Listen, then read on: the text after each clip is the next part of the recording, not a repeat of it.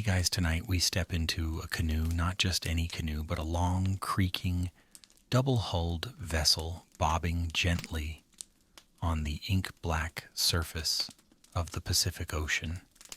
It's just before dawn. The stars haven't faded yet, and they blanket the sky so thickly you feel like you could scoop up constellations with a net. Salt clings to your lips, your skin, your breath. The planks beneath you groan softly as you shift your weight, bare feet, sliding against woven coconut fiber ropes and carved wooden beams polished by years of wind and ocean spray. Around you, the world is ocean, and above the sky is a compass.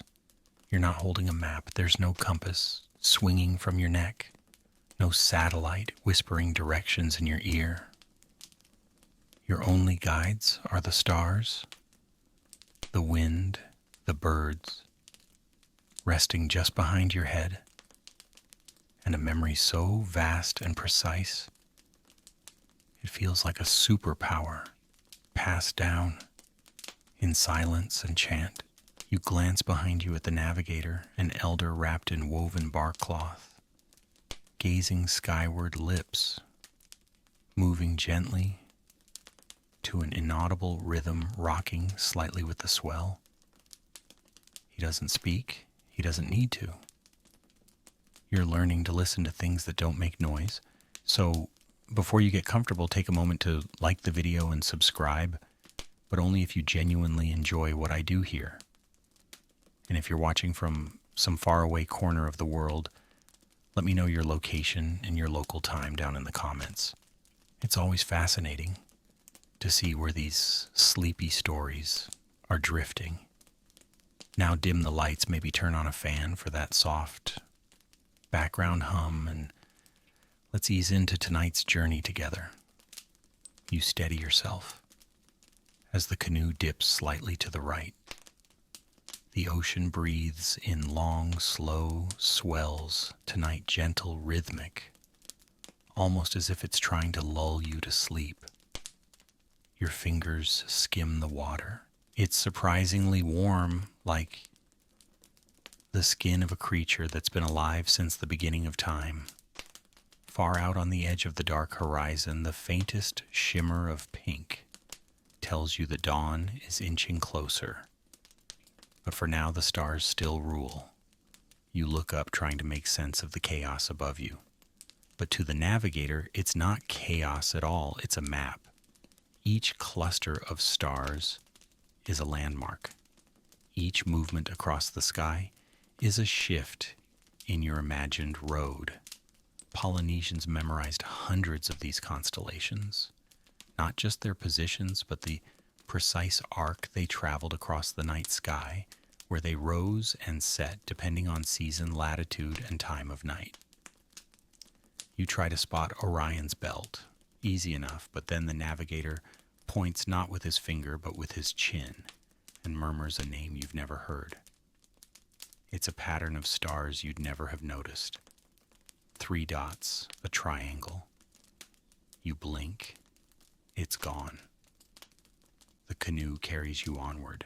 No motor, no oars, just the whisper of the wind in a cloth sail stitched from pandanus leaves and twisted rope. The mast creaks, the hull groans, and every sound is as familiar to these sailors as their own heartbeat. The silence is not really silent. In the distance, a bird calls once, twice, and then the ocean swallows its voice. The navigator hears it. You hear it too now. It wasn't random. That call meant something. You're not sure what yet, but you know he's storing it away. Everything matters. The stars slowly begin to fade. Not all at once, just gently, like someone lowering the volume on an old stereo. First the brightest linger, then even they soften. The sky is turning gray-blue, like wet slate. You feel a faint drop of dew on your arm, or maybe it's just sea spray. Either way, it cools you. You're awake, but your limbs are heavy, you're breathing slow. It's the kind of tired that feels ancient, like you've been at sea for 1,000 years. Now the birds are stirring. You hear wings flapping behind you. They've been tied loosely to the canoe overnight, perched calmly. These aren't pets. They're part of the navigation system. You watch as one is gently untied and tossed into the air. It circles once, twice, and returns. The navigator watches closely. No reaction. He ties the bird again. You'll try again later when you're closer. For now it means land is still too far to see, too far even for the birds to bother. Your body aches a little from the stiffness of the canoe floor, but you wouldn't trade it for a mattress. This is something else, something sacred maybe. You're drifting not just across water, but through a kind of living memory. Every creak of the hull, every whisper of the wind, every fading star is telling you something if you know how to listen. And the navigator does.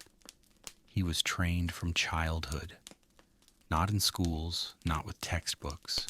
He learned by watching, by doing, by listening to chants that encoded entire star maps and ocean current patterns.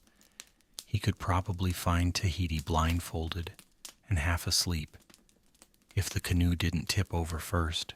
There's something absurd and beautiful about it. You probably wouldn't survive this journey alone. Most of us wouldn't.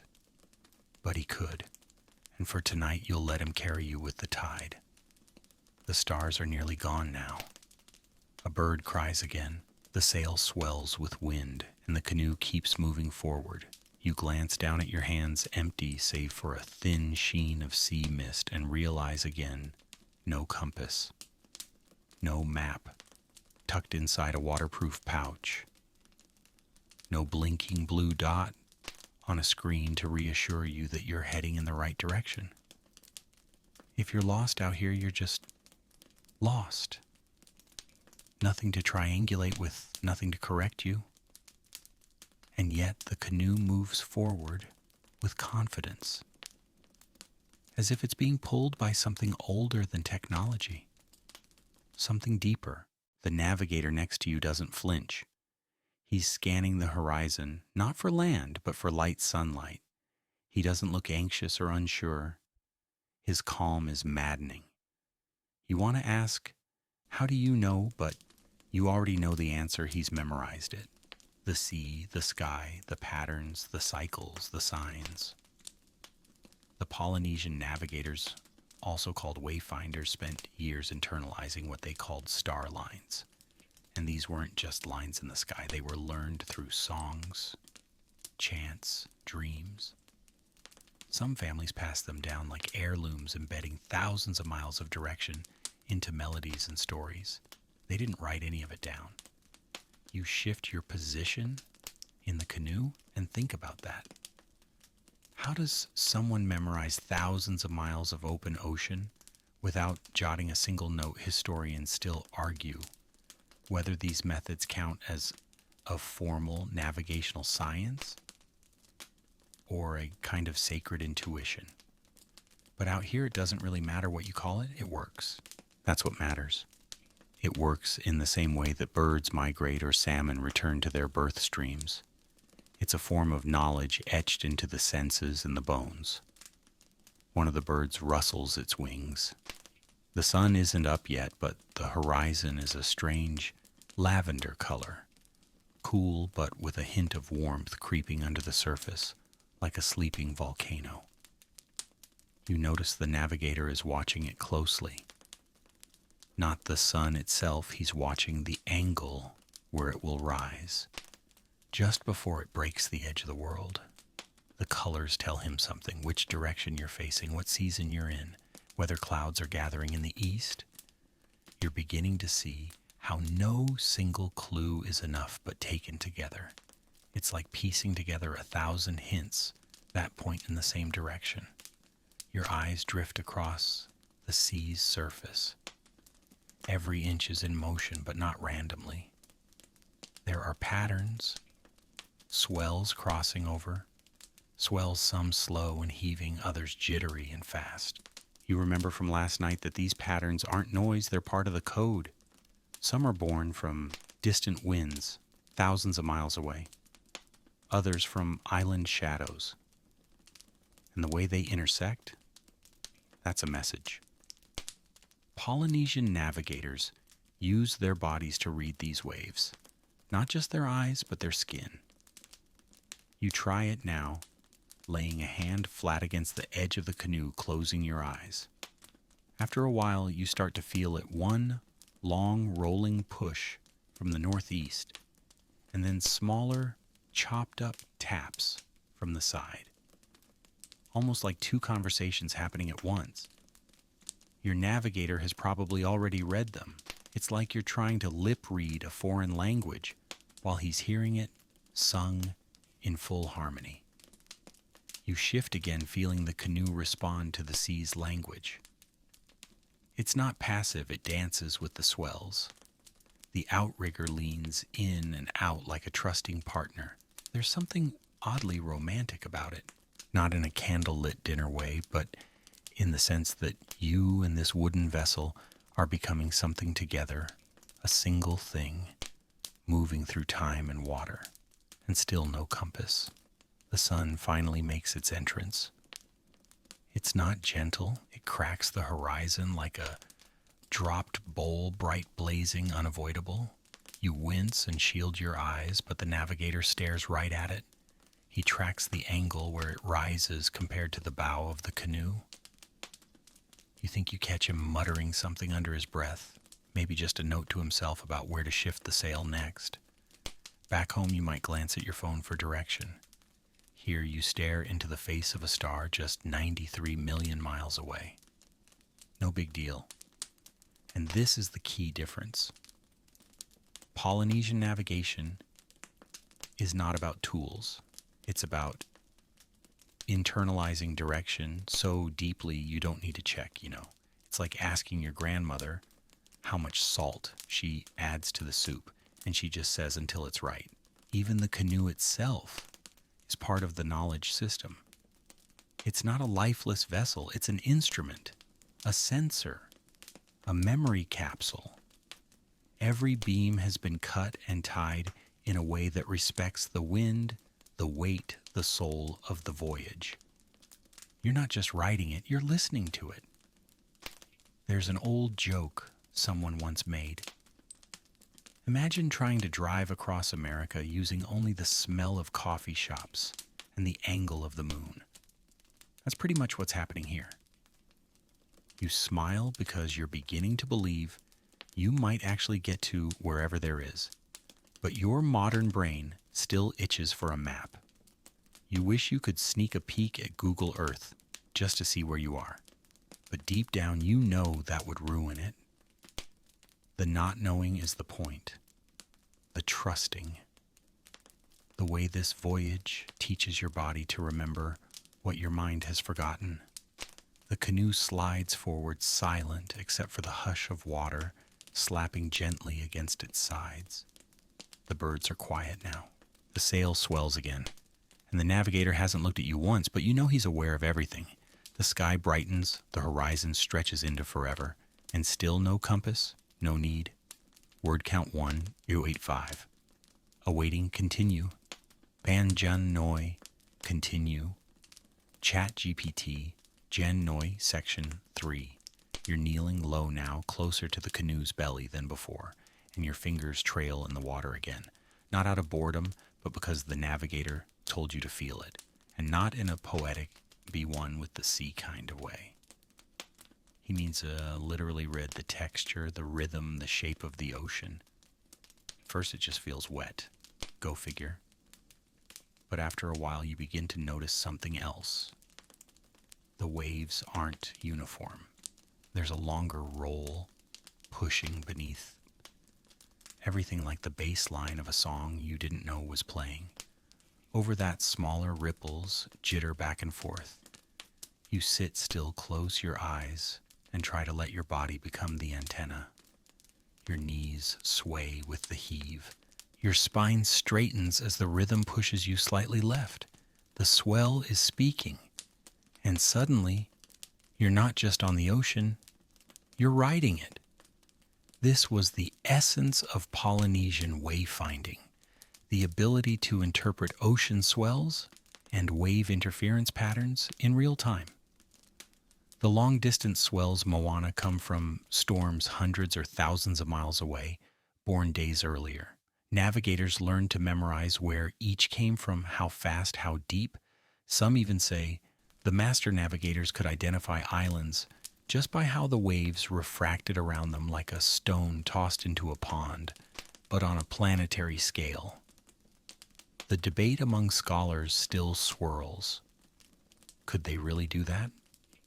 Some Western researchers scoffed for years, claiming it was folklore exaggeration, wishful memory. But others, especially those who trained under Polynesian masters, know better, because they've felt it too. A change in rhythm, a shift in the swell direction, a subtle tug to one side, and then hours later land. You lean your ear closer to the canoe's deck just to test this for yourself. It's not music exactly, but there is a sound, a creaking, a shushing, a soft hum under everything else. The hull speaks in wood-grain syllables, whispering the shape of the sea. It's like pressing your ear to a conch shell and hearing the universe breathe. The navigator, still silent, nods, once barely perceptible. You think he noticed you noticing. That feels like a win. Then he does something odd. He hands you a coconut shell bowl filled with warm water and tells you to scoop, pour scoop again, and watch the patterns. You do as told, a little clumsily. The water arcs and splashes back in, and for a second, you're not sure what you're meant to be seeing. But then the next scoop reveals it. The ripples hit each other in curves and lines, forming interference patterns, just like the waves under the canoe. It's a toy version of the ocean right there in your hands. He points at the shell, then gestures at the horizon. You nod. Oh, right. Same idea, same system. Different scale. You go back to watching the actual ocean. Ahead of you, the waves look like they're coming from multiple directions at once, diagonal, cross-cutting, strange. But that's exactly the point. The intersection of wave trains is like a grid. Some called it a wave compass. It lets you track changes over distance. If the swell from the northeast gets stronger, you might be drifting. If the one from the south fades, maybe a reef is blocking it. You are navigating by texture now. And here's the wild part. These navigators use their own bodies to sense these shifts. They would lie flat in the canoe, often stretched out across the beams, their hips and ribs acting as sensors, picking up the tiniest changes in motion. Imagine trusting your kneecaps over a GPS. You chuckle, but part of you is dead serious. Back in the day, there was no backup, no emergency beacon. If you lost the pattern, you lost the voyage. But to the wayfinder, the patterns were always there. You just had to get quiet enough to feel them. Kind of like trying to hear your heartbeat in a crowd. A seabird flutters nearby and perches again. The navigator glances at it. You follow his gaze. That too is part of the system, but we'll get to that later. For now, the canoe tilts again, just slightly. You instinctively shift your weight. The change is so smooth it feels like a dance step. You realize your muscles are starting to anticipate the swell, not just react to it. That's new. That's kind of incredible. You smile. Not because of any one thing, but because for the first time this bizarre, ancient, totally analog method of navigation doesn't seem so mysterious. It seems earned. The sea doesn't hand you anything. But if you show up, listen, and let your skin remember, it might offer you a whisper. And tonight that whisper is a wave sliding under the hull like a secret handshake. You're blinking up at the morning sky, now rubbing a bit of salt from your eyes when something flits across your vision. A sharp, angular silhouette gliding against the pale blue long wings, forked tail. A frigate bird. One of the scouts. It's not just passing by for fun, it's part of the team. The navigator watches it too, not with surprise but with intent. A kind of quiet focus you might see in someone solving a puzzle without touching a piece. Then, without ceremony, he unties a second bird from the side of the canoe, a darker one with glossy wings and beady eyes, and gently tosses it skyward. The bird climbs in a looping spiral, then veers, right makes a circle, and just like that returns. It lands on the edge of the sail and fluffs its feathers unimpressed. You don't need translation. That bird just said, "Nope. We're not there yet." You glance at the navigator again. No frown, no muttering, no hint of disappointment. Just a calm nod. This was expected. Polynesians used birds like organic satellites, not trained in the fetch my coffee sense, but trusted for their natural behavior. They understood the flight patterns of species like frigate birds, noddies, and terns. These birds forage far at sea, but they always return to land by nightfall. If one flies straight and doesn't loop back, odds are it's heading home to land. You watch the first bird again. It's circling lazily now, almost mocking your lack of wings. Then without warning, it zips off in a dead straight line. The navigator shifts his weight. He saw it too. Historians still argue over how reliable this method really was. Skeptics say the birds could be misleading, chasing fish schools, or just doing bird things.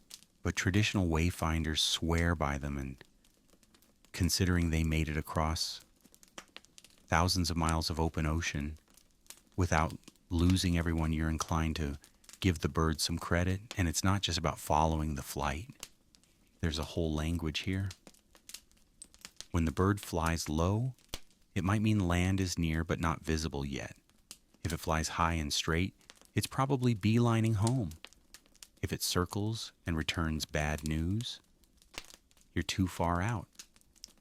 You sit back and imagine trying to navigate your hometown using only the behavior of squirrels. Oh, that one just darted under a bench. We must be close to the pharmacy. Good luck. But out here it's serious business. The navigator releases another bird. This one hesitates, then takes off toward the left. Westward, maybe. He watches carefully, adjusts a rope on the sail, then returns to his seat. That's all. A bird flies a certain way and your direction changes. No blinking lights, no audible alerts. Just trust. You're starting to understand the layers here. Bird behavior isn't the navigation method. It's one input among many. It supports the star compass, confirms what the waves whisper, reassures what the wind suggests. It's the chorus to the sea's verse. Still, it's strange how intimate it feels.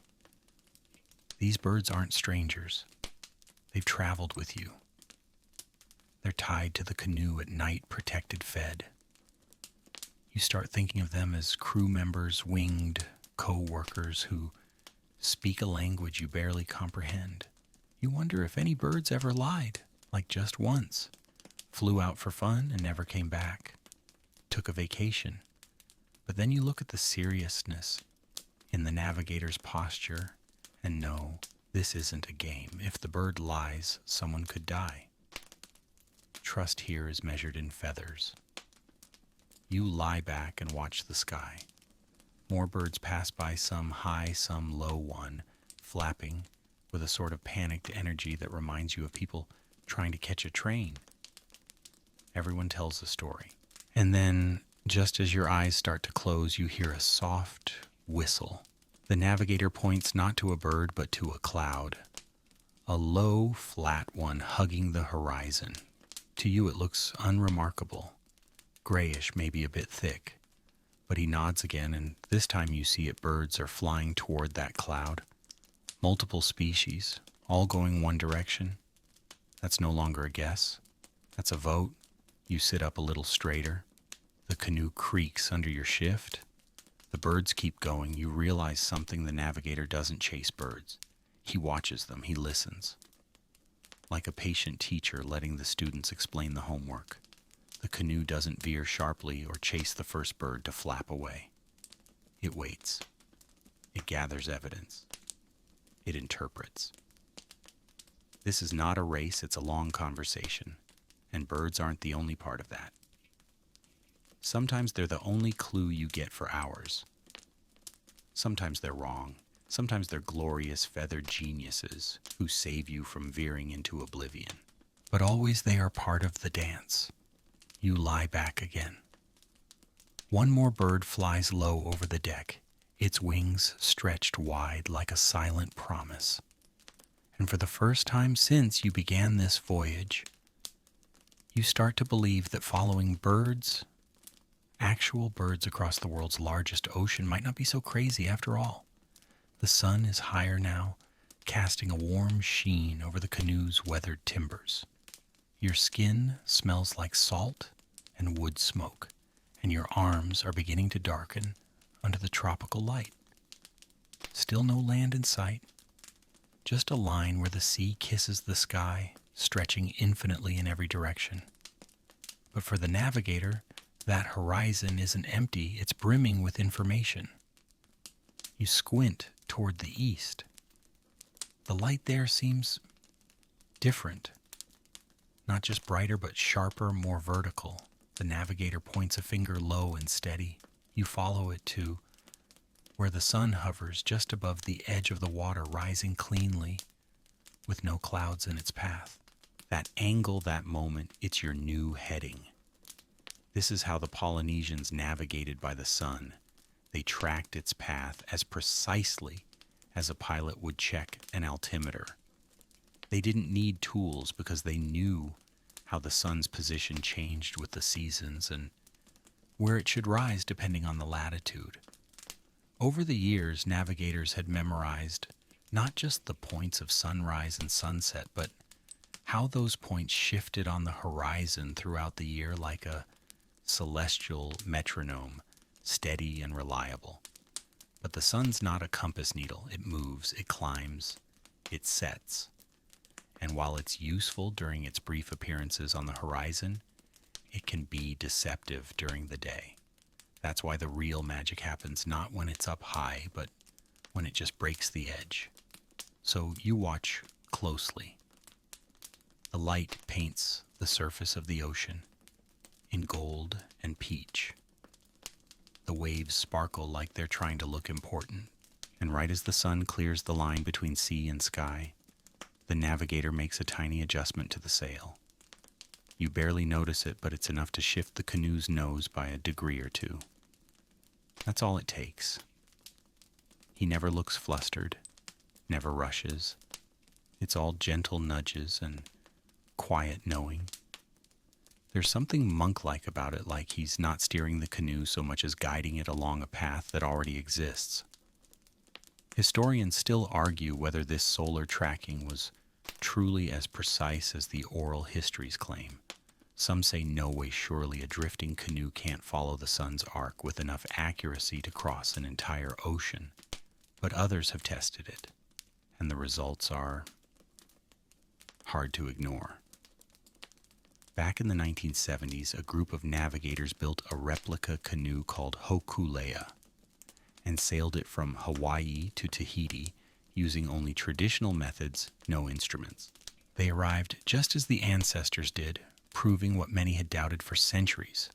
The sun, the stars, and the sea are enough if you've been taught to read them.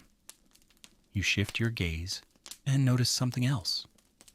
The navigator's watching shadows. Yours. His. The shadow of the mast.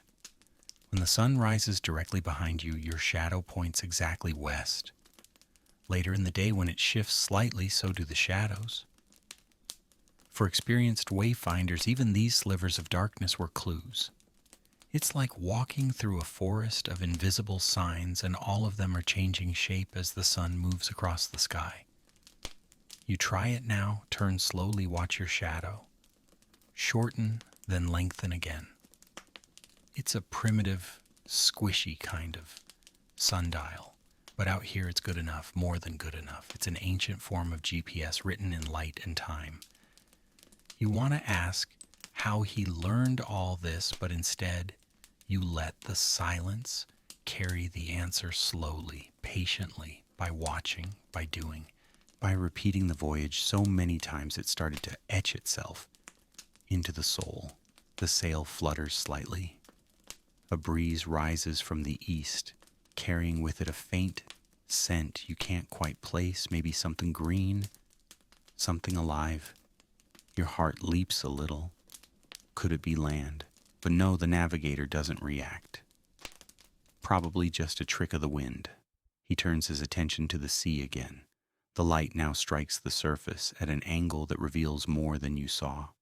Before tiny ridges, shadowy lines, flickering patterns that hint at sandbanks, coral reefs, or just the mood of the ocean. The sun isn't just a direction tool, it's a highlighter, illuminating clues you wouldn't have seen otherwise. And you realize even in the daytime, this kind of navigation is deeply visual. It's not a dry calculation, it's a living experience. You're not punching in coordinates, you're interpreting light, shadow, and rhythm. Another joke creeps into your sleepy brain. Imagine trying to drive cross-country, using only the glare on your windshield. That's basically what's happening here. Except it works. Somehow it works. The sun climbs higher. You wipe your forehead more out of habit than discomfort. The canoe continues, carried by wind, current, and quiet certainty. You look around and try to see what the navigator sees. But you know you're still on the surface, he's below it in the layer, where feeling and memory blur. A cloud passes briefly in front of the sun, and the light dims for just a moment. The navigator's eyes shift, not in fear, but in curiosity. Clouds, too, carry meaning, but that's for later. For now, you lean back, let your eyes close just a little, and feel the heat of the sun on your face. It's not a compass, it's not a map, but for 1,000 years, it's been enough. You stretch your legs along the wooden cross-beam toes, pointing toward the horizon as the canoe slides along. The morning light dances across the water, throwing glitter across the swells. You're starting to relax into the rhythm now, no longer looking around every few seconds like a city commuter checking for traffic lights. Out here, it's the ocean that signals the turns, and they're written in the tiniest shifts of sound, color, and memory.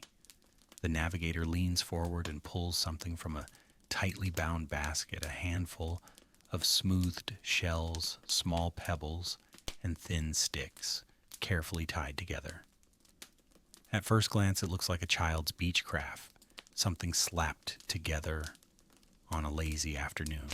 But when he lays it flat on the deck, you realize this thing has gravity.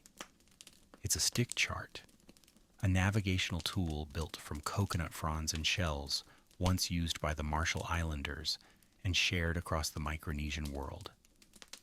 This one, aged and repaired 12 times over, is not a map in the way your modern brain expects. There's no X for land, no labels, no compass rose, just arcs and knots. A delicate mess of intersections. You lean in. The sticks represent swells, long wave patterns born from the prevailing trade winds. The little shells, islands, or maybe signs of islands. Cloud shadows, bird roots, places where fish school differently. You can't quite tell. The point is, this isn't a chart you consult and forget. It's something you study, memorize, and then leave behind. The chart is for the apprentice. The real map has to be in your head. Historians still argue over how these charts were used. Some claim they were instructional tools never taken on voyages. Others suggest that master navigators used them to plan, compare knowledge, or even challenge each other's memory. Some charts show specific island chains. Others chart only the patterns of swells, suggesting that to a skilled navigator, The sea itself was a readable surface. And the most fascinating part, these charts weren't standardized. Everyone was unique, tied to the individual who built it, the region it described, the way the navigator interpreted the world. In other words, it wasn't an objective tool, it was a kind of philosophy of the ocean. You run a finger lightly over the framework, careful not to tug anything loose. It feels brittle but purposeful, like a memory that's been passed down 1,000 times, each retelling slightly different but always meaningful. The navigator watches you with half a smile, maybe amused at your curiosity, maybe just remembering his own first time trying to make sense of one. Beside him, another bundle tightly rolled pandanus leaves charred at the edge. You recognize these from last night's chant. The navigator sang to the stars, not in a grand operatic performance, but in a low, melodic murmur. Those songs. They're more than lullabies, they're maps. Polynesian navigation relied heavily on oral tradition. Star paths, island sequences, seasonal cues encoded in chants repeated through generations. Every verse was a directional cue. Every rhythm marked a change in swell or bird behavior or current.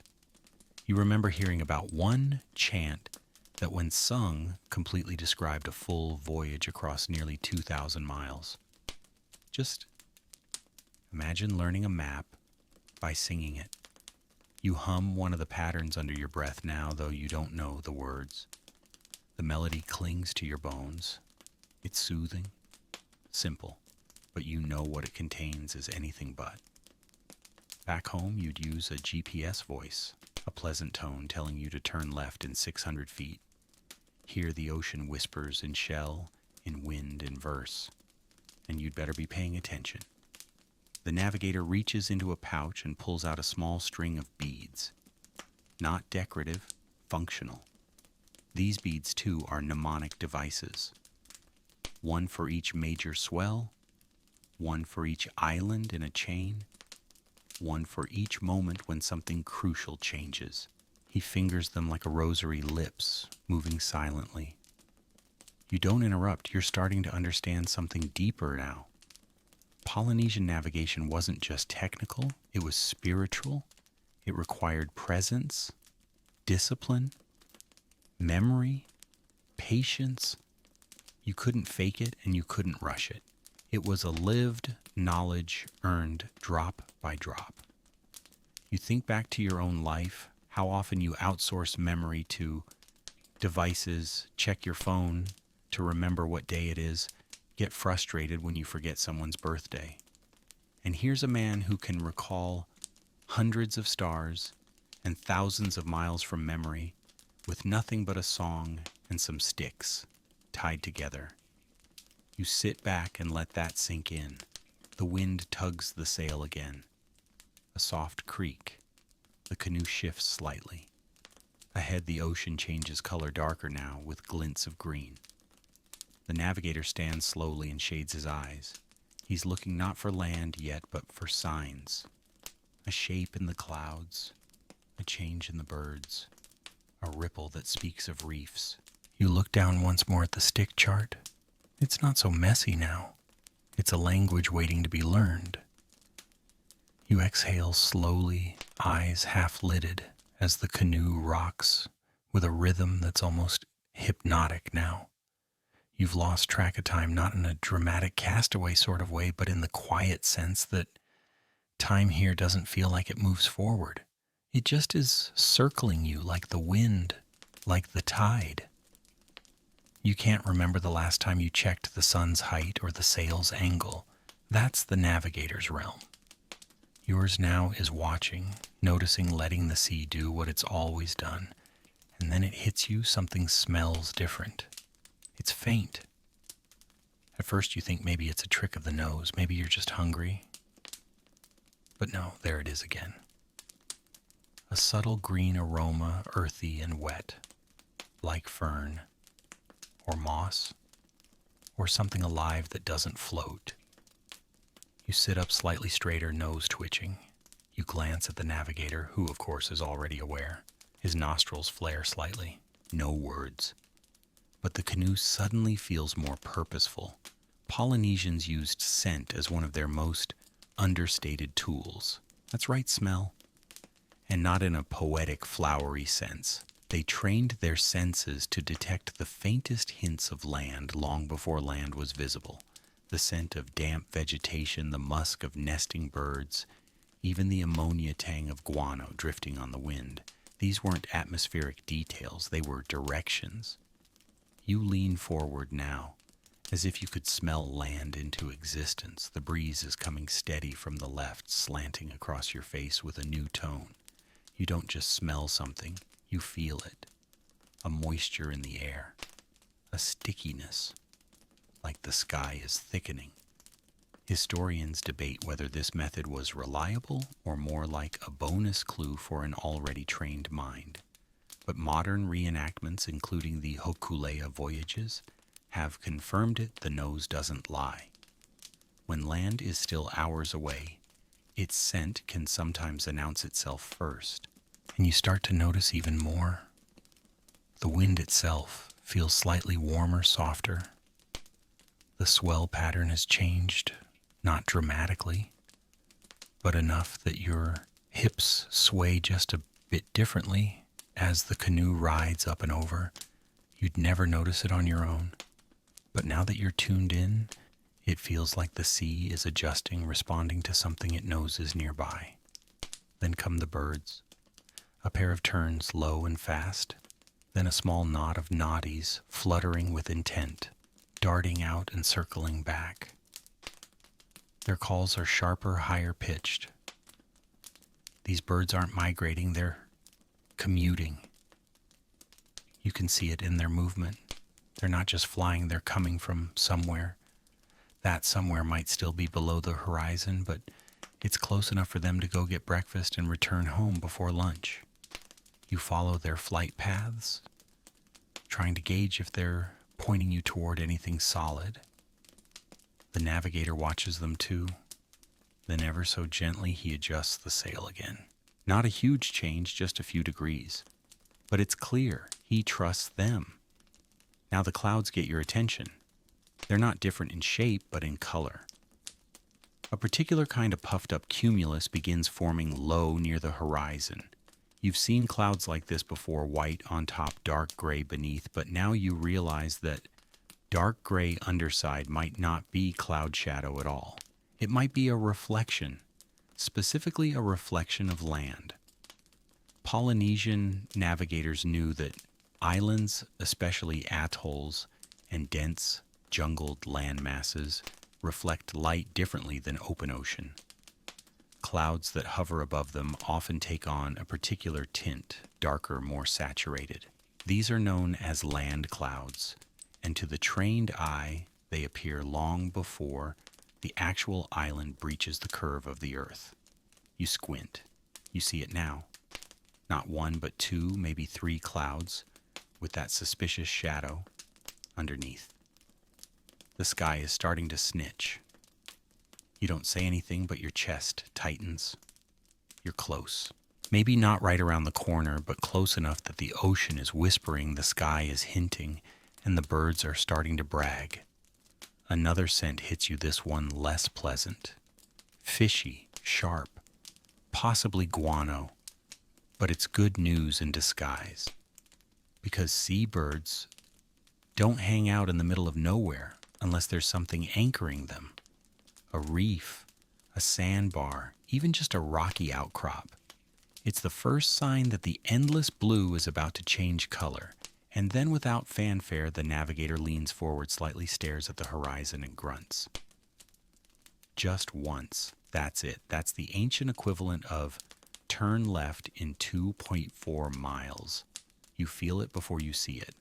The canoe picks up speed. Not in a rush, but in the way an animal moves when it's finally caught a familiar scent. The wood creaks with anticipation. The sail hums slightly in the wind. Still no island in sight. But you know it's coming. You sit perfectly still now, the world around you shrinking into a calm, electric focus. The canoe rocks gently, but everything inside you is alert. The light, the smell, the birds, they've all shifted just enough to send a clear message something is coming. The navigator doesn't speak. He doesn't need to. His entire posture has changed. He leans forward ever so slightly as if listening with his entire body. You do the same unconsciously, mimicking him. The silence feels full, like when the orchestra holds a breath just before the first note. And then you notice something subtle but unmistakable, the color of the water. It's not the endless deep navy blue you've been watching for days. Now it has a touch of jade. A ribbon of green curling beneath the surface, barely visible unless you're looking for it. But once you are looking, you can't unsee it. That color means the water is shallower here, still deep, but no longer the bottomless abyss of the open sea. This is where the coral begins. Polynesian navigators knew these colors intimately. Deep blue meant deep water, turquoise meant shallows, brown-green might mean a reef, and milky white. That's where the waves break over hidden sandbanks. You scan the horizon searching for the latter, but not yet. You're still at the edge. And this right here is where the ocean starts giving away her secrets. You peer down over the edge of the canoe. The surface still moves, but now it glows with a new kind of light, like someone's poured green ink into a bowl of glass. You watch as tiny bubbles rise, carried upward from below. The navigator sees them too. They drift past, then disappear. And then something flickers just beneath your line of sight. A flash, a ripple. Was it a fish? No, too fast. Maybe a trick of the light. But the navigator is already adjusting the sail again, and you realize the flicker was a reflection. Specifically the reflection of clouds against shallower water, a surface that's beginning to change shape. He gestures for you to lie flat against the deck. You hesitate then, comply, pressing your ear and cheek to the warm wood. The scent of salt and old sun-baked resin rises to meet you. And then you feel it, the faintest bump in the rhythm of the swell. It's not big, it's not sudden, but it's there. A change in the cadence, like a drum beat that skips one beat and slides into another. Polynesian navigators could sense this almost imperceptible shift. Why? Because land disrupts wave patterns. Even long before the island is visible, the way the ocean moves around it creates subtle interference, a sort of backbeat against the regular rhythm. If you didn't know to feel for it, you'd miss it. But once you do, it's like catching a whisper in a noisy room. Historians again debate whether this is even physically possible. Some say the difference is too slight for human skin to register. But the navigators disagree. They lie on the beams of the canoe, letting their rib cage and hips act as receivers. They trust the ocean to tell them what the eyes cannot. You close your eyes, try to feel what he's feeling. The canoe rises and falls with grace, but then a twist, a hitch in the breath of the sea. You almost think you imagined it. Then it happens again. You open your eyes and meet the navigator's gaze. He doesn't say a word, but his smile is almost imperceptibly wider now. You're close. The birds are everywhere now, darting overhead, looping wide and returning. One even lands on the outrigger briefly before hopping off again with a squawk. You watch them feeling strangely comforted, like they've flown ahead and returned to report, yes, it's really there. You're almost home. But here's the part that really surprises you. There's still nothing visible on the horizon. Not a mountain peak, not a palm frond, nothing. Just sea and cloud and the shimmer of sky. And yet everything Everything is saying the same thing. You're near land. It's not a hope, it's a certainty. You start to understand now that Polynesian navigation was never about a single method. It was layers upon layers: smell, color, wave rhythm, bird flight, cloud shape. Even the air feels heavier now, like it's pressing downward in anticipation. You glance again at the clouds. Those darker ones, yes, they're thicker now, hovering low, almost brushing the ocean's edge. You can't see what's beneath them, but you know it's there. The navigator hums a low, even note.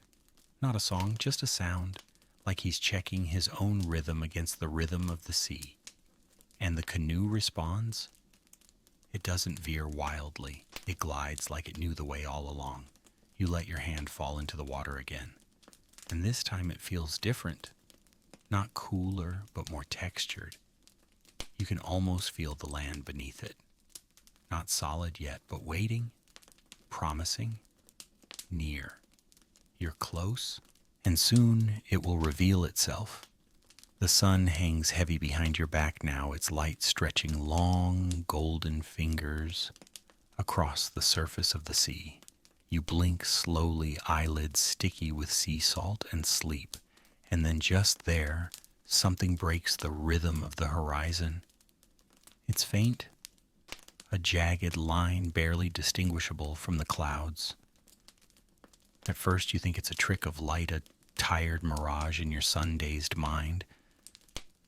But the navigator sees it too. He doesn't react with surprise. He simply gives a small nod as though the island has arrived right on time.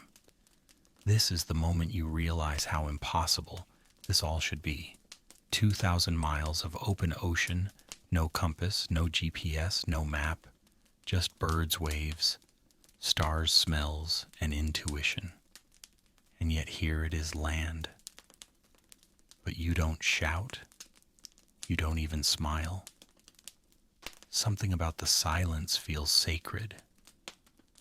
The canoe continues forward, like a whisper brushing its way into a secret. As the island comes into clearer focus, it still doesn't rise up dramatically like a movie moment. It remains quiet and distant, a low silhouette of palm trees and volcanic ridges wrapped in a veil of humidity. It's both there and not there, the way dreams blur into waking life.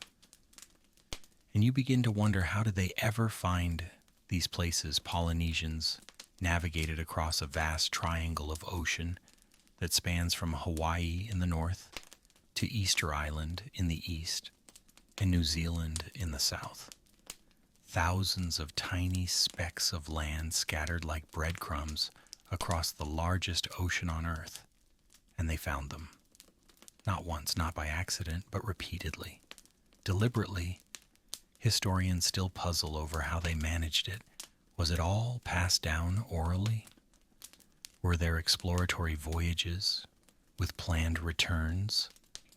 Some speculate they set out on test trips following flight patterns of birds or wave interference until they stumbled upon land and then memorized the journey back. Others believe shamans received visions or that dreams guided entire voyages. You lean back wondering if the truth lies somewhere between science and intuition, between observation and belief. The canoe glides onward. Now you can make out more a fringe of coconut palms rising and falling with the land, like the teeth of a gentle comb. The scent in the air is thicker, no longer just suggestion. It's unmistakable. Earth, leaves, smoke. Then in the water ahead, shapes, fish, bright darting schools of yellow and blue beneath the surface. Another sign. Fish tend to gather near reefs, and reefs form around islands. The marine life is greeting you too. You notice the navigator's gaze drop to the water as well. He follows the fish, his expression unreadable but clearly focused. He's checking something. Not just the presence of life, but the type. Different fish signal different proximities to shore. Some only appear in reef shallows. Others hover at the edge of underwater shelves. The navigator catalogs them in an instant and adjusts his mental map accordingly. Then waves. Real waves. Not the long oceanic swells you've grown used to, but tight, crashing curls. You hear the sound before you see them, the shush, thump of breakers hitting a reef. The ocean is suddenly alive with whitewater, bursting into foam in the near distance. This is when the canoe slows. Not because of hesitation, but respect. The reef is a boundary, a line between open ocean and protected lagoon. And it's not to be taken lightly. Many ships, in the age of European exploration brimming with maps and tools, still smash themselves against coral walls they couldn't see coming. But the Polynesian navigator, he's already steering a wide arc. He's not looking for a straight shot to the beach. He's looking for an ava, a deep channel in the reef that lets the canoe pass safely. These openings are invisible to outsiders, but unmistakable to trained eyes. They reveal themselves in the color of the water, the shape of the waves, the movement of the foam. You begin to see it too, just to the left, a break in the white water, a darker patch. A path. You're in awe. You've crossed 1,000 miles without a compass, and now you're threading a needle of coral without so much as blinking. And you're not even scared, because the canoe knows, because he knows, because now you know too. You feel the swell beneath you change one last time. It eases. The pressure fades. The water calms. You're passing through the channel. Inside the reef, it's suddenly quiet, still, shallow. The island stretches before you, green, warm, alive. And after all that, after sky and birds and stars and fish and scent, you arrive. Not with fanfare, not with an announcement, just a sigh, a whisper. You're here. The lagoon greets you like a memory, familiar, soft, welcoming. The water here is shallow and glassy, tinted pale turquoise, and dotted with patches of dark coral. It's so clear that you can see your shadow swaying on the sandy bottom as the canoe glides in. The sail goes slack and the wind takes a breath. The journey is ending, and the island is no longer a whisper on the horizon. It's all around you now. The navigator kneels and cups a handful of lagoon water, raises it to his lips, and then pours it gently back into the sea. A ritual, a greeting, a way of saying thank you, and I'm home in a language older than words. You follow suit, and the water slips through your fingers like silk. You feel the temperature change instantly cooler, quieter, as though the ocean itself has pulled a blanket over its own shoulders to rest. The canoe coasts slowly toward a narrow beach. The shore is lined with low pandanus trees and swaying palms, their leaves rustling in a rhythm all their own. Smoke curls lazily from somewhere beyond the tree line. A fire is burning. Someone is cooking. And that smell, earthy, rich, slightly sweet, hits you like a memory from a life you've never lived. Polynesian arrivals weren't just about the destination. They were sacred. The act of making landfall after a long voyage wasn't casual. It was celebrated, honored. Offerings were made to the spirits of the island, to the ancestors, to the gods of the sea. You weren't just arriving, you were being allowed in. The navigator pulls out a long, narrow gourd from his satchel.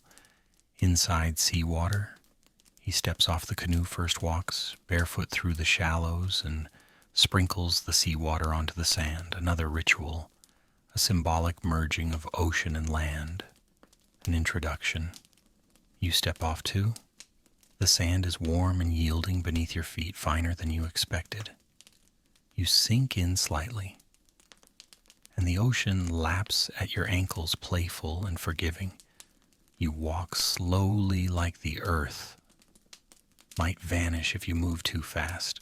The navigator doesn't say anything. He simply looks at you, then looks toward the trees. It's your cue. You follow. There's no village in sight, but you can feel the presence of people. The island isn't abandoned. It's lived in. Somewhere behind the palms are families, gardens, fires, stories. You hear a dog bark, a rooster crow. And suddenly your journey shifts from survival to arrival. It's a strange emotional flip. Out on the ocean, everything was about observation, calculation, staying alive. Now there's nothing to observe, just to be part of. You don't need to read the waves anymore. The sea has let you go. You reach the edge of the tree line. It's cool here, shaded full of buzzing insects and the occasional squeal of birds chasing each other through the canopy. A path winds ahead, faint but certain. You walk in silence. Historians still debate whether these arrivals happened often or were rare feats. Were the Polynesians accidental colonizers blown off course? Or were they deliberate explorers with calculated risk and intergenerational planning? The archaeological evidence suggests intent, the presence of root crops, pigs, and chickens brought across thousands of miles, seeds and gourds, stone tools packed in woven mats. This wasn't chance. This was strategy, survival as art form. The island around you hums with life. You see taro leaves thick as shields, banana trees, heavy with fruit, and long patches of woven mats drying in the sun. Someone has been here. Someone is here, but no one rushes out to greet you. Polynesian custom often treated newcomers with formal respect, giving them space to demonstrate peaceful intent before offering welcome. You pause at the edge of a clearing. The navigator steps forward and begins to hum, low, rhythmic, rising and falling like a tide of breath. It's not a call. It's a presence. And after a few beats, you hear a response, a voice, older, deeper, echoing the rhythm. It's working. The island is opening. And you somehow are no longer a passenger.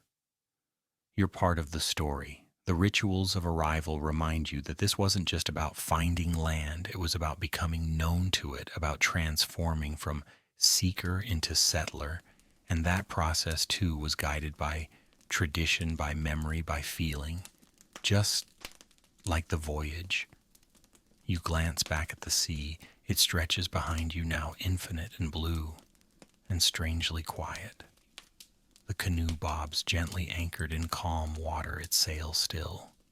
It too is resting. And you finally understand something you hadn't before. The stars, the birds, the waves, the sun. All those signs weren't just directions. They were invitations.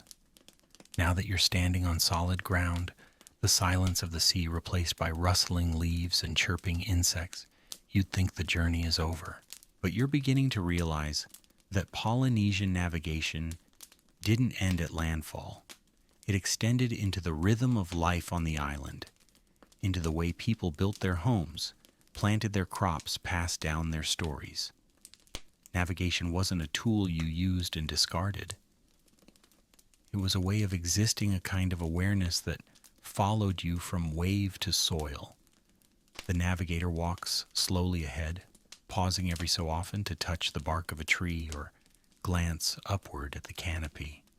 You begin to do the same. It's contagious, this attention to detail.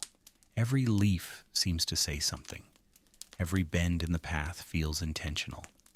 You pass a small shrine nestled in the roots of a tree. It's just a cluster of stones and carved driftwood ringed with flower petals and shells. But it tells a story you understand without translation. Gratitude, reverence, memory. These aren't decorations, they're coordinates. Not of space, but of meaning. A clearing opens ahead, revealing a thatched shelter. Smoke rises gently from a stone-lined fire pit, and near it sits an elder, bare-chested, hair silver face unreadable. The navigator approaches him first, crouching respectfully and offering a string of beads. Not currency communication, these beads tell where you've come from and why. The elder examines them, fingers moving like he's reading a script in braille. Then slowly he looks at you. You wait. And then a nod. Barely perceptible, but it's enough. You are accepted. You sit together near the fire as coconut water is passed around in carved bowls. The air smells like smoke and charred fruit. You sip slowly, the cool liquid grounding you. It tastes like the end of effort. Later they show you their own navigational symbols, scratched into wood, woven into mats, sung in lullabies. They're different from those you saw on the canoe, but the structure is familiar. Pattern, rhythm, story. Here too, knowledge is kept alive, not in books, but in motion. You understand that while every island had its own systems, the deep principles remained. Observe everything. Trust the signs. Carry the memory in your bones. You look around and wonder what it was like to set out from here in the first place, to leave this green warmth and paddle into the unknown, to chase a star path and trust that an island would meet you halfway. What kind of courage did that take? Polynesian navigation, you realize, wasn't just about how they traveled. It was why. These weren't just explorers. They were connectors, carriers of culture. Every voyage wasn't just a crossing, it was a weaving of islands, binding them into something greater than their isolation. And the navigators themselves, they weren't just skilled sailors, they were revered. In many cultures, they held spiritual authority equal to or greater than chiefs, because to know the ocean was to know the gods. To speak the language of stars and waves was to whisper with the ancestors. In Micronesia, they were called Palu-Taumako wayfinders, terms that signified not only their knowledge, but their role as protectors of life itself. You look at your navigator now, seated calmly by the fire. He's neither boastful nor secretive, just present. And that more than anything seems to define this art presence, the ability to fully inhabit each moment, each breath of wind, each flick of bird wing or curl of wave. Historians sometimes try to define this system using Western terms, geometry, meteorology, astronomy. But that misses the point. This was never about calculating position. It was about sensing relationship between sky and sea, between human and nature, between body and spirit, and perhaps most profound of all, between memory and place. You rise after some time, stretching limbs that are only just beginning to remember land. The fire crackles low. The wind is softer here, filtered through trees and vines, but it still smells like the sea. It will always smell like the sea.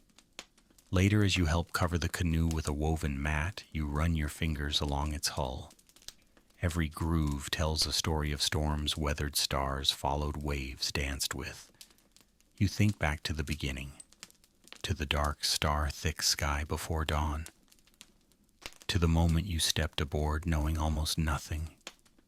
And now you don't know everything, but you know enough to feel it, the power of observation, the weight of silence, the comfort of knowing where you are not because someone told you, but because you noticed. You look up at the sky where the stars will return tonight, not just as pretty dots, but as companions, guides, memories, and for the first time they don't seem so far away. The stars come slowly like they're shy tonight. You're lying flat on a woven mat beside the canoe, now resting safely in the lagoon's cradle. The sky above is a deep, dusky blue, with the last streaks of sunset still clinging to the edge of the world, like spilled fire. The air is soft, the kind of warm that doesn't ask anything of you. A bird calls once from the canopy, then settles into silence, and then there they are, one by one. First the bold ones, Venus may be hanging low and bright, then Sirius, flickering in the southeast, then the quieter constellations as if waiting their turn. It's strange how familiar they look now. A few weeks ago they were just stars, background noise. Now they're old friends. The navigator is already up-seated, cross-legged with his eyes skyward. He hums softly under his breath, not a song, not quite, maybe a calibration. You sit up too, watching him track a line from star to star with his eyes alone. He leans over and draws in the sand. A line, a curve, dots. Not a diagram in the Western sense, more like a gesture. He points to the horizon and traces the arc a star will follow through the night. It's not straight. It moves with the earth with you.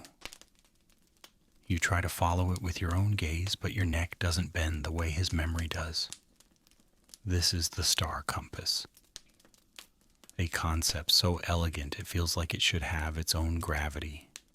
Every star rises and sets at a predictable point on the horizon. Memorize enough of them and you never have to guess your direction. Just wait, watch, and remember. But it's not just about direction. Polynesians knew that each star path or kaveinga could be associated with a specific island or even a specific voyage. They'd line up the canoe with the rising of a particular star and sail in that direction, keeping it at a constant bearing through the night. When it set, another would take its place, like celestial stepping stones across the sky. You lie back again and try to trace the patterns. Orion's belt, the Southern Cross, some of the same constellations you've always known, but now you notice how they rise, where they set, how they move. Historians still argue whether these mental maps were standardized across Polynesia or deeply local, customized to each navigator's personal memory. The answer, like most things out here, is probably both. Shared knowledge passed down through chance and practice, but also molded by the sea each navigator knew best. A dog barks once in the distance, then again. Maybe it's greeting the stars too. The navigator now points to a dark area of the sky, a place with fewer visible stars. But to him it's just as meaningful. The gaps between constellations, the starless zones, are part of the language too. They help frame the whole picture. Like the silence between notes in a song. He draws another arc in the sand, this time more curved. He's showing you how the stars tilt, depending on your latitude. The same constellation looks different in Hawaii than it does near Tahiti. The navigator knows where you are by how the stars lean. You realize that this isn't just astronomy, it's choreography. Every star has its entrance, its route, its exit. And the navigator, he's not watching a map, he's watching a dance. Somewhere in the night, a baby cries, then quiets. Life goes on, the stars turn. And here's where it gets weird. After a while, you start to feel the stars moving. Not just watch them, but sense the shift, the rotation, like your body is somehow syncing with the planet's spin. You've been at sea long enough that your perception has changed. You don't check your wrist for the time anymore. You check the sky. You turn your head and see the navigator has fallen asleep, arms folded, head tilted slightly toward the heavens. He's earned it. You lie beside him and close your eyes too. But not all the way, because even now the stars are still there, watching, guiding, waiting for someone to ask, where next? The following morning, your dreams, still half clinging to the edge of waking you, rise with the island. The sun hasn't quite broken the horizon yet, but the sky is already hinting at its arrival, pink and gold bruises across the blue. You stretch stiff from the mat, but somehow rested in a way you haven't felt in weeks. You sit up and realize the navigator is already gone. You glance toward the water, and sure enough, there he is standing knee-deep in the lagoon, arms crossed, staring out at the horizon as though it's speaking to him again.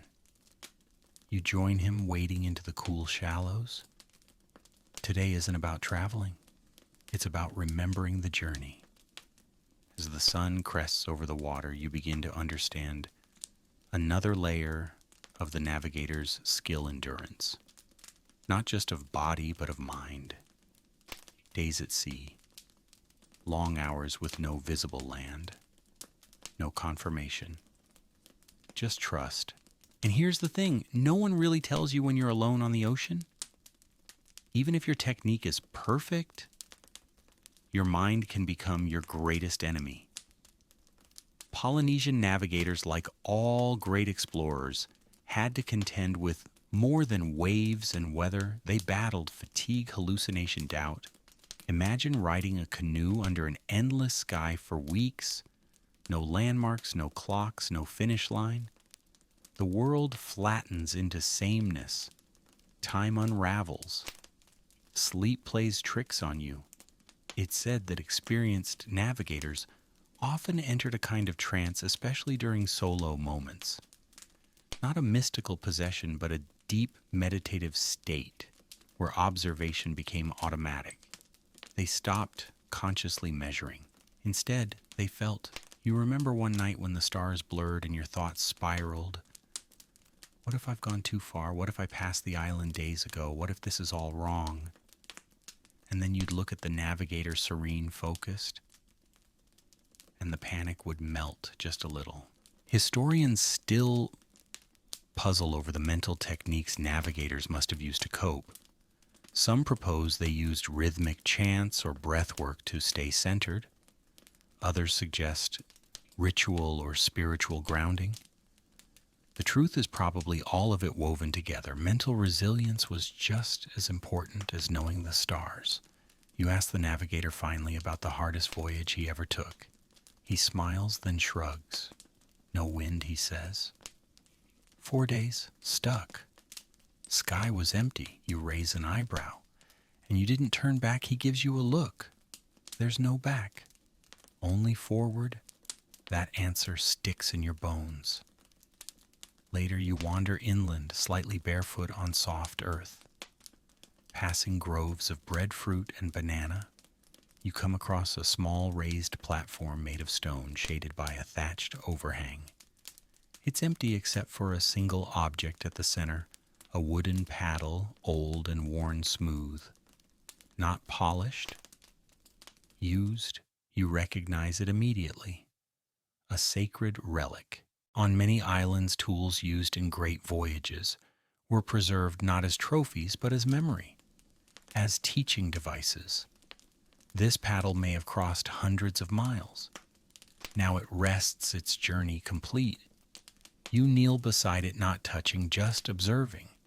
It's not flashy, it's not gold-plated, but it has presence, as if it still hums with the vibration of the ocean. Nearby you see marks carved into the wood patterns that look like waves, stars, birds. A story encoded without words. It strikes you then Polynesian knowledge didn't separate science, art, and spirituality. They were all the same thing. Understanding came through experience, through repetition, through deep, embodied knowing. You stay there a long time. Back at the shore, the navigator sits with a few younger islanders. He's teaching now. No chalkboard, no diagrams. Just a line drawn in the sand, a humming chant, and patient silence. You realize even when you're not at sea, you're still learning how to navigate through fear, through boredom, through wonder, and always towards something you can't quite see yet. The days pass slowly, now measured not in hours, but in tides and bird calls, in the warmth of the sand beneath your feet. You've slipped quietly into the rhythm of island life, but you can't stop thinking about what it took to get here. Not just your journey, but the countless ones before it. The generations who left, who returned, who taught others how to feel their way across an ocean. One afternoon, seated beneath a tree heavy with breadfruit, you overhear a debate among the elders. Their voices are soft, thoughtful, and tinged with humor, like people who've argued the same point 100 times without ever needing to win. It takes you a moment to realize what they're discussing, the star compass. Again, they're not questioning if it works. They're questioning how far it reached and whether it was universal across the Pacific or adapted island to island. Some say the ancient voyages could only have succeeded with a shared system, passed intact between cultures. Others insist each region developed its own variation, its own star lines, its own chants, its own way of reading the sky. And so, even here among those who know the ocean best, there's mystery, a puzzle with missing pieces. The navigator sits quietly nearby, listening, smiling. He doesn't interrupt. He's seen both views. He's lived both views. You join the circle, curious. Someone gestures toward you. You followed the stars, they say, not as a question, but as an invitation. You nod slowly. I did, but not alone. Another elder chuckles. That's the only way to do it. The conversation turns to oral traditions, how songs carry knowledge across time, and how easy it is to lose a piece. One verse forgotten, one pronunciation shifted. Over centuries that could mean the difference between finding land and vanishing forever. You feel the weight of that, how fragile this knowledge is, how strong too. Later you walk along the shoreline, toes skimming the foam. The canoe rests on the sand nearby, its sail tied down its ropes, drying in the breeze. You reach out and touch the hull, tracing your fingers along the curve where wood meets air. You remember the feeling of the open sea, the sky, stretching endlessly above the silence, humming with meaning. The deep concentration of knowing that every small clue mattered. Every bird call, every cloud, every glint of sun off water, all of it part of a greater map. Back in the village, someone calls your name. Dinner. You follow the voice, but your mind lingers on the ocean, on that strange clarity that comes not from having control, but from giving it up to something older than you. That night, the navigator invites you to sit again beneath the stars. No chants this time, just quiet. You both stare upward. The constellations wheel above you, calm and precise. He points to a small cluster of stars barely visible above the southern horizon. You see that one, he asks. You squint. Barely. He smiles. It's always there, even when you can't see it. Just like the way. You're quiet a moment, letting that settle. Then you ask the question that's been bothering you since the day you stepped off the canoe. But what if you're wrong? What if the stars don't take you where you think they will? He doesn't hesitate. You adjust. That's it. No fear, no drama. You adjust. It seems like the most obvious thing in the world, and also the most profound. You lie back again and let the sky move above you. Not in lines, not in grids, but in arcs, in memories, in relationships. The conversation of the stars continues without instruments, without translation, without noise. You just have to learn how to listen, and once you do, you understand why people followed them. Because they didn't just lead you to new land, they led you home. The day begins not with an alarm clock, but with the sound of waves smoothing the sand like a potter shaping clay. You rise slowly, body stretched, skin, sun-kissed lungs full of salty air. Somewhere inland, a conch shell blows softly, not a summons, more like a gentle reminder you are part of something now. The navigator meets you by the canoe again. He gestures for you to sit beside him, and as you do, he pulls a shell from his satchel. It's etched with markings, tiny, deliberate grooves spiraling toward the center. You ask what they mean? Storms, he says. Every voyage has one. You raise an eyebrow. It's not a warning. It's a truth, a pattern. No one crosses the ocean without weathering something. And that brings you to a question you've been circling for days. How did they survive storms out there? He nods slowly. This is a serious question. It deserves a real answer. You learn that Polynesian navigators were experts not just at reading calm skies, but at interpreting the threat in the air.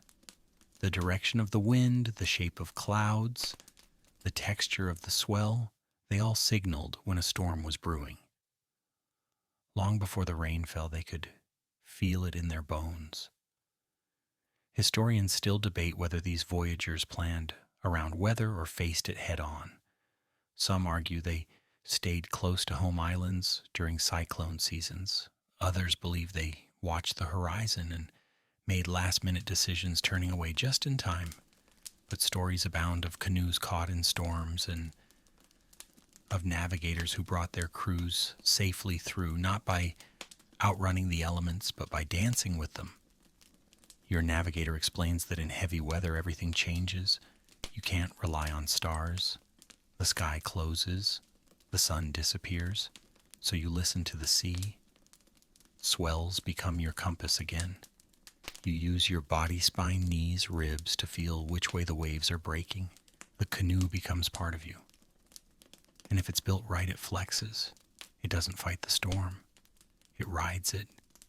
You imagine being out there, sails down rain, slicing sideways waves, roaring like animals. You see yourself gripping the canoe's edge, eyes closed, trusting not sight but instinct. Not a single sign to guide you, only your training, only your memory. And somehow, you keep going. That's what you learned today.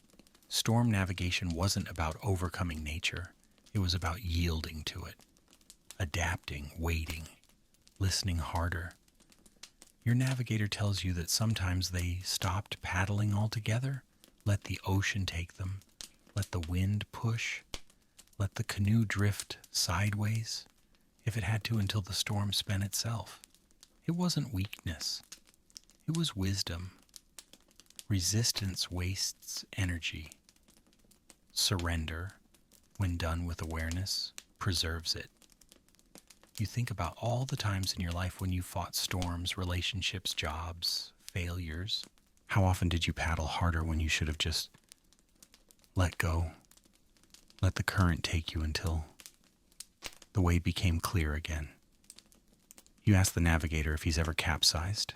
He laughs, of course. But the canoe doesn't sink, he says. It floats. If you stay with it, you live. You pause at that. If you stay with it, you live. What a metaphor. Later that afternoon, you sit alone by the canoe, running your fingers along the ropes. They're woven from plant fibers, sturdy but forgiving. The hull is lashed together, not nailed. The flexibility helps it survive the storm. Too rigid and it would break. Again, another lesson. You think back to how the storm plays its part in navigation, not just as a danger, but as a teacher. It reveals your weaknesses. It forces humility. And if you listen well, it teaches you how to move forward with less fear. You remember one of the elders saying, a storm doesn't mean you're lost. It means you're being tested. And isn't that what life does? Throws weather at you, takes away your stars, and waits to see if you'll remember what you learned in the calm. As the sun dips behind the trees, the wind picks up just slightly. The lagoon shimmers. You watch the sails of the canoe catch the breeze, fluttering gently, like they're remembering something. The navigator returns. He says nothing. He just sits beside you. And for the first time you realize you're not afraid of the ocean anymore, not even the storms, because now you know they don't mean the end. They mean you're still on the way. The next morning you rise earlier than usual, not because you have to, but because your body is finally in tune with the rhythm of the place. The sun hasn't peeked over the water yet, but the birds are already gossiping in the trees, and the sky is streaked with soft lavender and gold. You sit up, stretch, and see the navigator already by the canoe, making quiet adjustments to the sail and ropes. Today he tells you is a day for remembering routes, not the journey you took, other routes, other ways across the vast blue. Not all paths are the same, not all oceans are equal, and not all cultures navigated with identical rules. He begins to describe the differences between Tongan and Samoan wayfinding strategies. And suddenly you realize that the story you've been living isn't just one story. It's part of a weave, a tapestry of methods, traditions, and philosophies stretching across islands, cultures, generations. Tongan navigators, he explains, often focused on speed. Their voyages were swift, direct, and timed with prevailing winds to maximize distance in minimal days. They built fast canoes, sometimes double-hulled, sometimes single-hulled, with outriggers optimized for agility. Their knowledge emphasized open sea crossings and long-distance routes that prioritized efficiency. Samoans, on the other hand, were known for their observational depth. They often relied more heavily on birdwatching, memorizing reef patterns, and traveling by reef-skirting routes that minimized risk. Their star maps were sometimes more localized, tightly attuned to short inter-island passages. They valued precision over speed, and they passed down their knowledge with a slightly different system of chants and mnemonic symbols. Historians still argue whether these cultural distinctions were hard lines or fluid variations. Some believe each group had its own closed-off school of navigation. Others argue there was trade sharing and a healthy dose of borrowing among neighboring islands. The evidence is still debated. But one thing is clear, there was no single Polynesian way. The navigator draws routes in the sand again, using his finger like a paintbrush. He curves one line wide Tongan, another tighter with more markers along the coast, Samoan. Then he draws overlapping spirals and nods. That's how the knowledge travels, he says. Not in straight lines, in circles, in families. You realize now that each culture had its own rhythm shaped by geography, necessity, and experience. Tonga, with its larger kingdom and warrior culture, sent out faster, more strategic journeys. Samoa, with its deeply rooted oral traditions and priestly class, focused on spiritual alignment and environmental cues. And somewhere between them, others, Niueans, Tokelauans, Tuvaluans, each had their hybrid paths. Each learned from storms, bird stars, and error. Knowledge wasn't static. It was lived, revised, refined. You sit in the sand and draw your own route, now tracing a shape you remember, not the exact miles, but the feelings, the darkness before dawn, the silence of mid-sea, the thrill of the first island cloud. The navigator watches you with a gentle expression, then taps your drawing and asks, "What kind of voyager are you?" It's a simple question, but your answer takes a moment. You think maybe you're not the fastest, maybe you're not the most precise, but you're learning to observe, to listen. Maybe that's enough for now. You say, "Still at sea?" He nods, satisfied. And so the day becomes a quiet lesson in differences, not for competition but for understanding. The way one person sails isn't better or worse. It's shaped by what they value, by where they came from, by what storms they've seen. Later that evening, you're invited to sit with a few young apprentices under the stars. They want to hear your version. What it was like to come from a place with no waves, no sky maps, no bird guides. You feel a little embarrassed at first, but then you realize that your story matters too, not as expertise, but as Witness, you came to learn. You opened yourself, you made it. That's the thread you now add to the weave.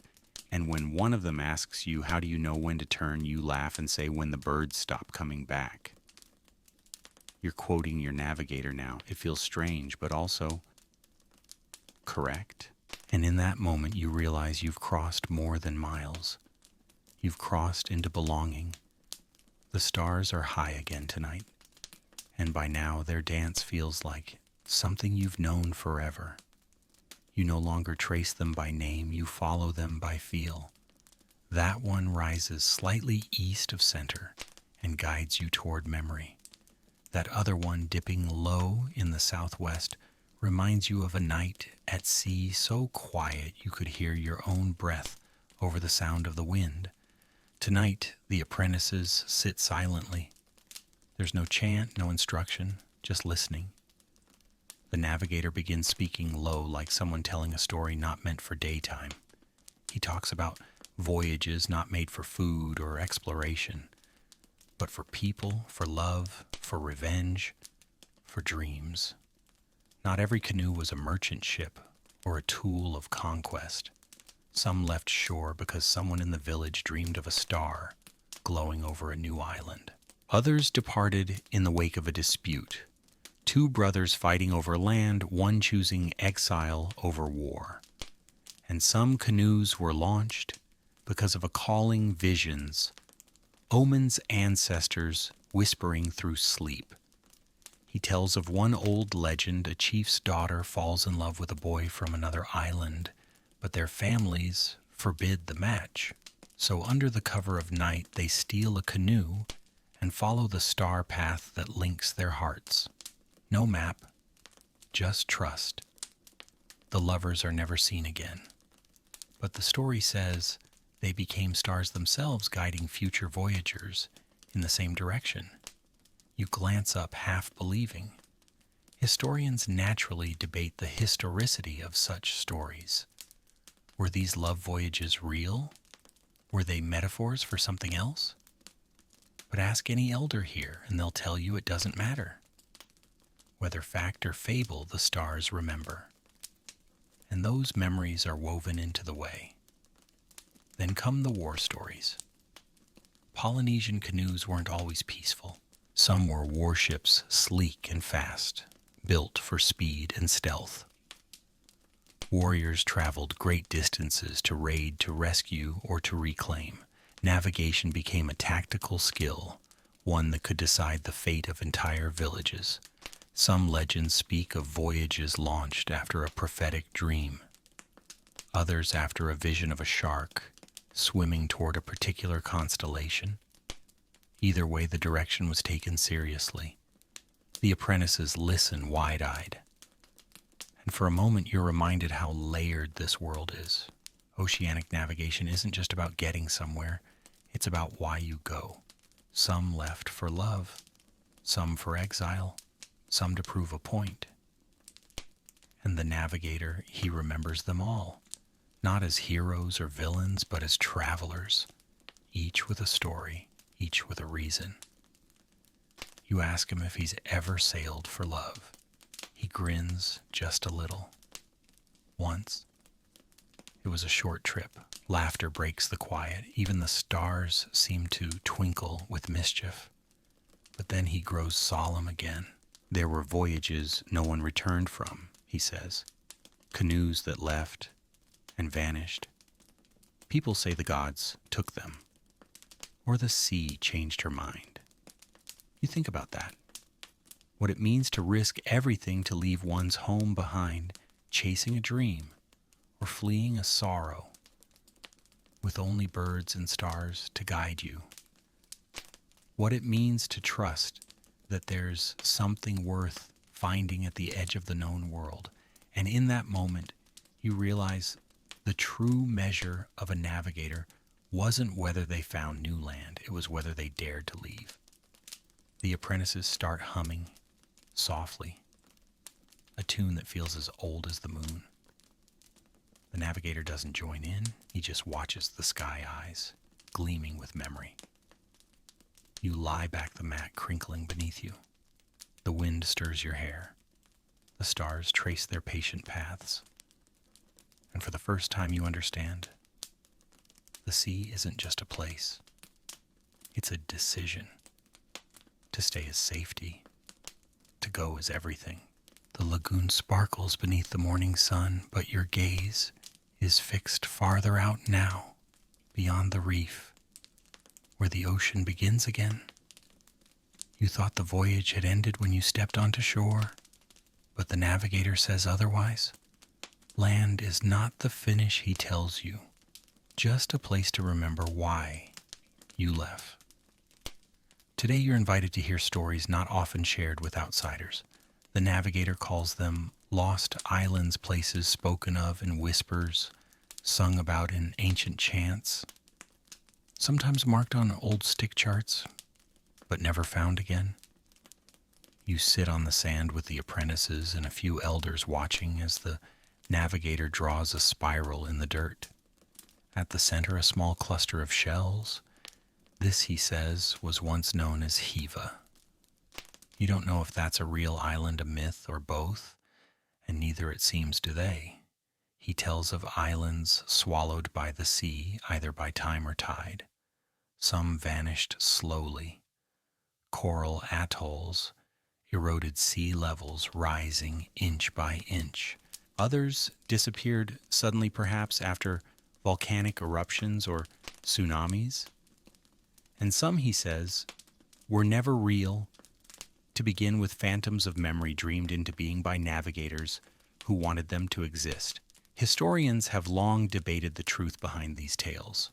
Some believe lost islands were simply misidentified or navigational errors passed through generations like folklore. Others wonder if they were metaphor, symbolic representations of spiritual journeys or personal transformation. But here on this island, no one laughs at the idea of land disappearing. They've seen it. He describes one island, Matawa, once said to lie 3 days east of where you sit. It was ringed with black sand and known for its towering trees. Canoes used to stop there for fresh water and rare fruit. But centuries ago, it simply stopped being found. No more bird patterns, no cloud shadows.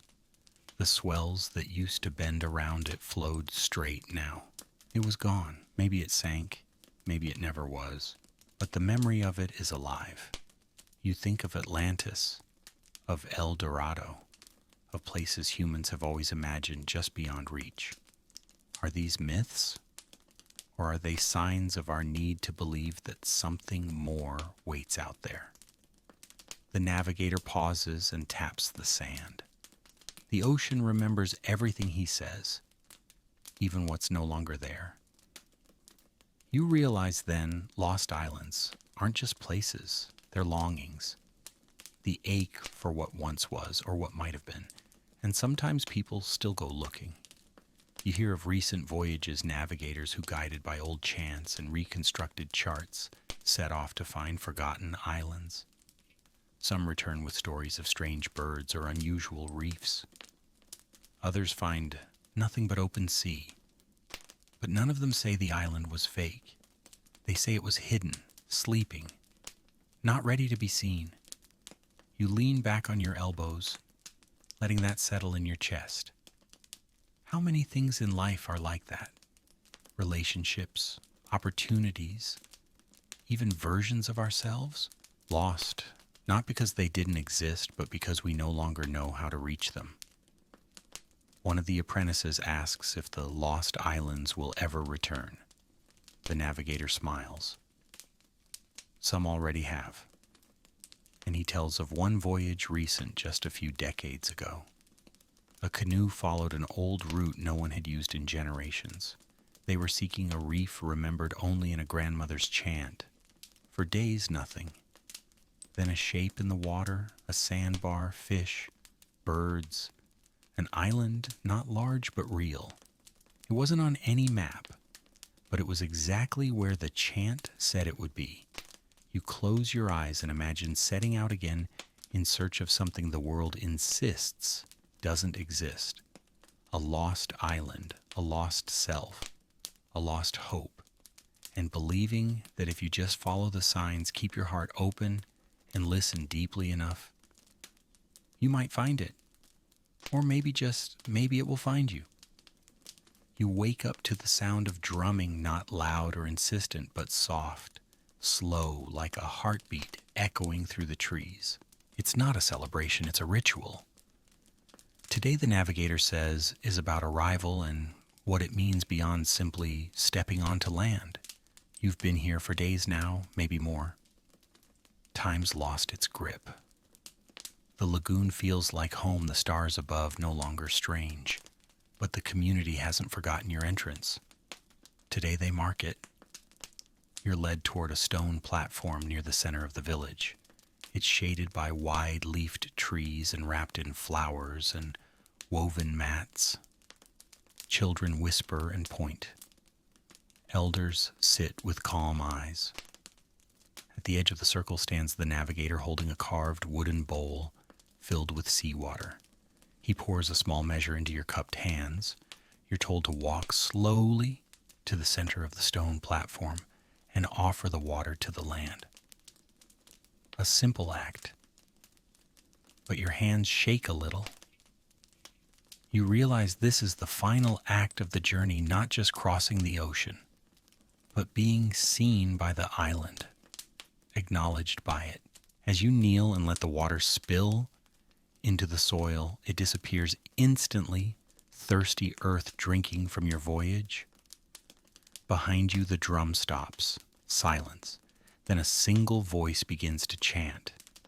It's not the voice of your navigator, but of an elder woman seated to the side. Her song isn't loud. It wavers slightly, but you feel it moving through you, like a wind you didn't know was there. The words mean nothing and everything. They speak not just of distance and stars, but of intention. You didn't just arrive, you chose to arrive. That makes all the difference. Historians, of course, try to categorize these rituals, arrival ceremonies, land integration rites, but to those who practice them, there's nothing procedural about it. It's not a checkbox, it's communion. In many Polynesian cultures, you don't just set foot on land and declare it yours. You speak to it, you give something back, you show that you've paid attention to the signs, that you didn't barge in but listened at the door. You glance at the navigator. His head is bowed, eyes closed, not out of obligation but out of memory, because he's done this before, dozens of times, maybe more. Each time is different. Each arrival is a new story. You realize then that arrival isn't about geography.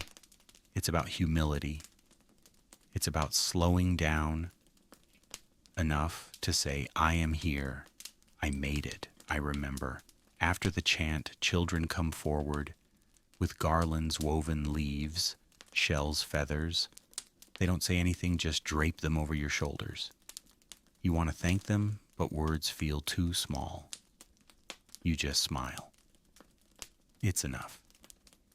Later you sit with the navigator on the beach. The canoe rests nearby, its sail tied down again, gently fluttering in the breeze. The ocean is calm. You could almost believe it was never dangerous. You ask him finally the question that's been waiting since you arrived. Why do you keep doing it? The voyages, the teaching, the risk. He's quiet for a long time. Then he answers. Because the ocean doesn't stay the same, and if we don't remember, we forget how to listen to it. You turn that over in your mind. It sounds simple, but it's not. Memory isn't just looking back, it's staying attuned. The waves will shift, the stars will move, islands will erode. But if the knowledge is carried in the heart, in the hands, in the stories, then the way can be found again. Before you leave, they give you a gift, a small pouch of star sand gathered from a hidden beach, only they know. You hold it like a compass you'll never be able to read, but you'll always feel it. The ceremony winds down with music, gourd drums, bamboo flutes, voices overlapping like swells. It's not a performance, it's a continuation.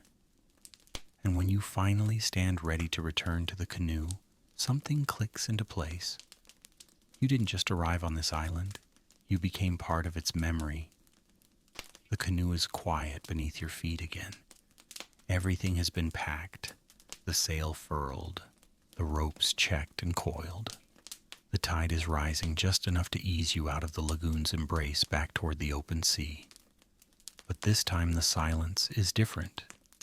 It isn't anticipation, it's reflection. The villagers gathered on the shore don't wave. They simply stand hands at their sides or resting gently on their children's shoulders, watching. Not because they're sad, but because they understand a voyage doesn't end it, just continues in another direction. The navigator steps aboard last. He looks older in this moment, not tired, just timeless. Like the island carved itself into his face and now releases him to the wind again. You push off. The outrigger scrapes gently against coral, then lifts. Back on open water, everything feels bigger. The sky stretches wider, the ocean deeper. And yet you are smaller too. Not diminished, just right-sized, in harmony. You lie back against the beam of the canoe, watching the horizon as it sways into view. You think about everything you've learned not as bullet points or trivia, but as sensation. The feeling of wave interference on your hips, the shift in the sun's arc, the color of shallows near a reef, the way birds veer slightly when land is nearby. You wonder what it will be like when you return to a world of satellite maps and traffic signs. Will you forget? Or will some part of you keep looking up at the stars and thinking, I know you? The navigator hums again, low and slow. It's not for you, it's for the sea. A way to settle the canoe's spirit, to let the water know you come in peace. And in that hum, you hear everything. You remember how the journey began before dawn, under starlight, with no map, no compass, just motion, just trust. And now you know how to find your way by noticing, by waiting, by asking, what does the wind say today? Historians still argue whether the Polynesians truly understood all they claimed to, whether oral navigation really worked, whether memory was enough. But you know better. You've felt it. The arrival, the shift in swell, the taste of distant land in the air before you could see it. And maybe most importantly, you felt the moment when uncertainty turned into direction. You glance at the pouch of star sand they gave you. It's warm from the sun resting near your chest. You don't need to open it. Just having it with you is enough. The island fades behind you now. First the trees, then the ridge, then the cloud that hovered overhead. Soon, even the shimmer of the lagoon disappears into blue. And still the canoe glides forward. Because now you know where you are. And you know where you're going. And if the sky clouds over, you'll listen to the waves. If the wind changes, you'll adjust the sail. If the birds fly off, you'll wait. Because the sea is not your enemy, it's your teacher. And its greatest lesson is this: keep moving. One breath, one star, one soft creaking moment at a time. So now as the canoe fades into that endless horizon, allow your body to relax. Let your legs soften. Let your shoulders sink gently down. You've crossed a vast ocean tonight, not just in distance, but in awareness. Feel the sway of the canoe still rocking in your imagination. The hush of water, the flicker of stars above. You're safe now, surrounded by everything you need. There is no urgency here, no destination to chase, just the slow, steady movement of trust. Picture the navigator resting nearby, eyes half closed but always watching, the birds circling above, the gentle tension of the ropes, the warmth of the sun, now just a memory on your skin. Breathe in deeply and exhale slowly. Let it go. Out here, nothing rushes. The waves don't hurry. The stars don't compete. The canoe doesn't ask where you're going, only that you listen. And you've learned how. You've learned that guidance doesn't always shout. Sometimes it comes as a shift in wind, a smell in the air, a ripple on your skin. Tiny things, quiet things, but real. So drift now. Let your breath match the rhythm of the ocean. Let your thoughts slow with the tide. Let your body float in this calm, ancient memory. And know this: whenever you feel lost, you can return here, to this silence, this sea, this knowing, because the way is still there, and it remembers you.